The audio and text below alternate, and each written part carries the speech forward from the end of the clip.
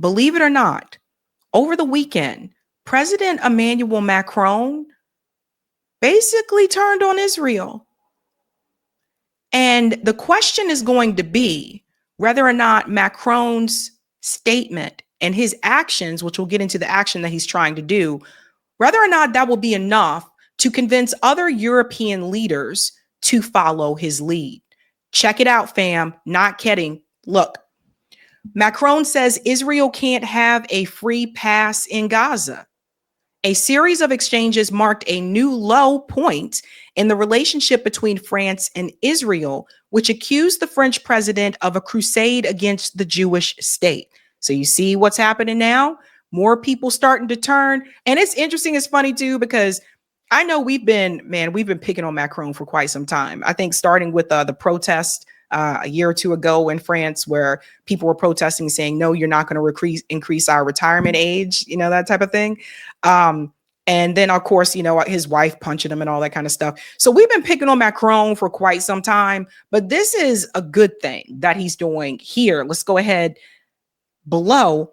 A war of words between France and Israel escalated on Friday as President Emmanuel Macron, in a speech opening a security forum in Singapore, said the West risked losing all credibility with the rest of the world if Israel was allowed a free pass in Gaza. Earlier in the day, during a meeting with reporters, Macron threatened to harden the collective position of the European Union against Israel. This is important. We will highlight this. Geez Louise. He threatened to harden the collective position of the EU against Israel if there is not a response to the humanitarian situation in the next few hours. How exactly European states would do that was not clear. So this is Macron speaking on behalf of the entire EU. Now, I don't know how other European countries, if they would agree with him, how they feel about that. We do know that Spain has been very vocal recently, but he is speaking on behalf of the entire EU here. Israel's foreign ministry shot back in a statement saying the government was facilitating the entry of humanitarian aid. The facts do not interest Macron, it said. Now go ahead and interject here. I can't show those videos here because it shows like something violent, but recent videos as of even this morning showed aid trucks coming in, and it showed children and women going to the aid trucks and Israel opening fire on them as they approach the aid trucks. They are doing a cat and mouse game with the Palestinian people, whereas like they're taunting them with the food. But the moment that they try to go get the food, they start to open fire on them. That is what is happening in Gaza. This isn't the first time. They also did this during Biden's administration as well. We were calling it out then and we call it out now. So if I saw those videos, I'm pretty sure he saw those videos too. I'm pretty sure a lot of world leaders saw those videos. It's absolutely disgusting. Relations between France and Israel have plunged to their lowest point in years. Israel has been infuriated by Mr. Macron's apparent plan, alluded to again in Singapore, to recognize a Palestinian state, while France and other European powers, including Britain, have run out of patience with Israel's sustained assault in Gaza. Macron is on a mission to want to announce a Palestinian state. Now, this is a big deal because typically the countries in Europe, again, they're aligned with the United States, they're part of the West, and they support Israel and have for as long as I can remember.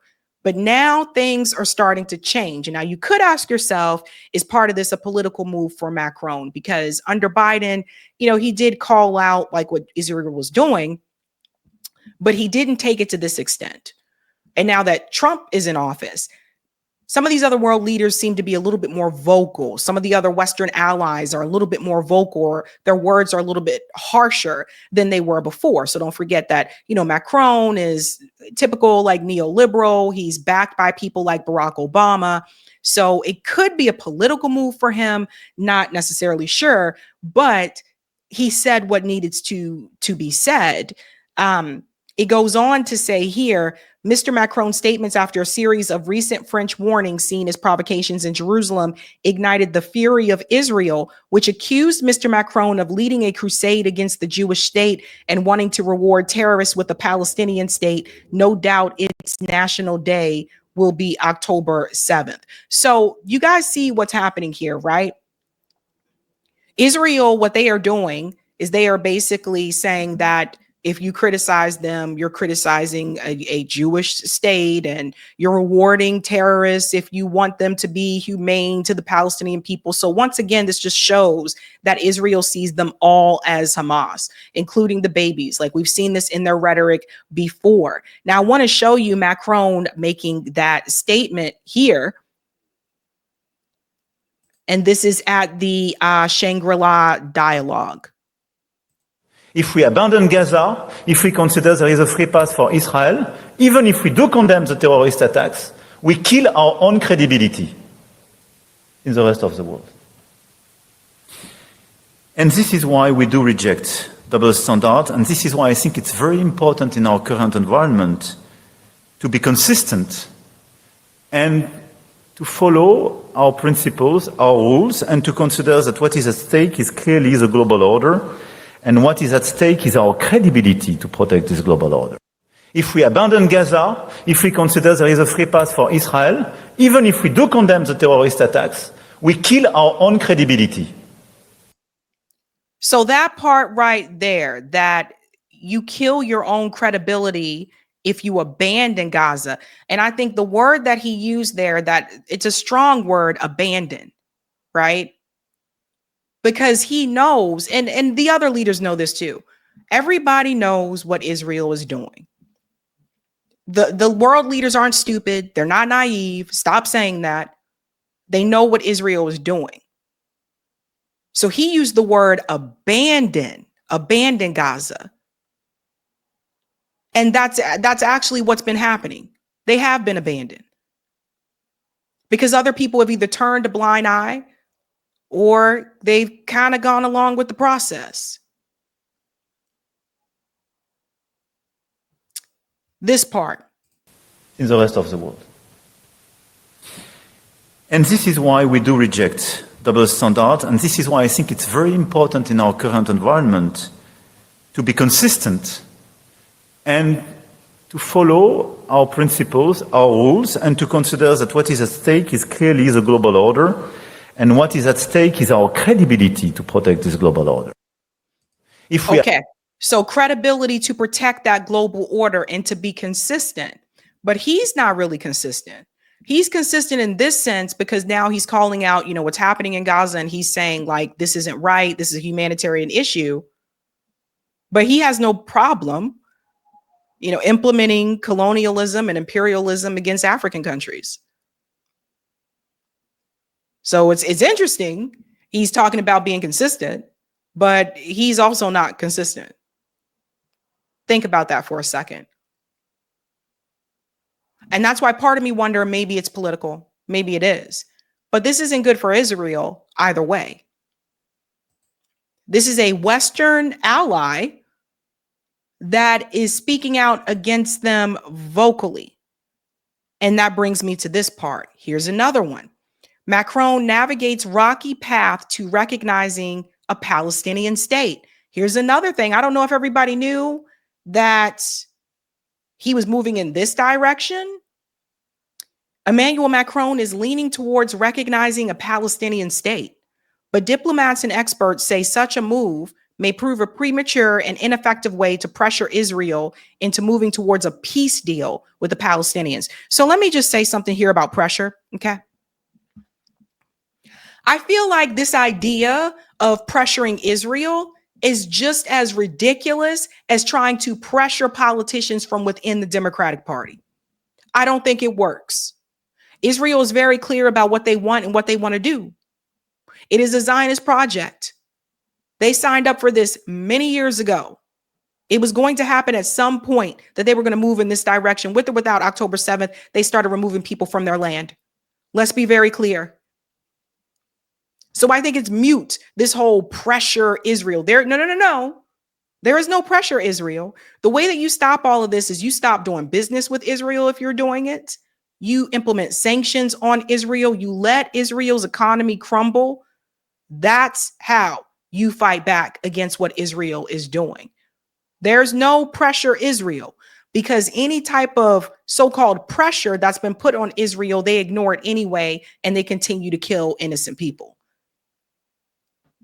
Just got to put that out there.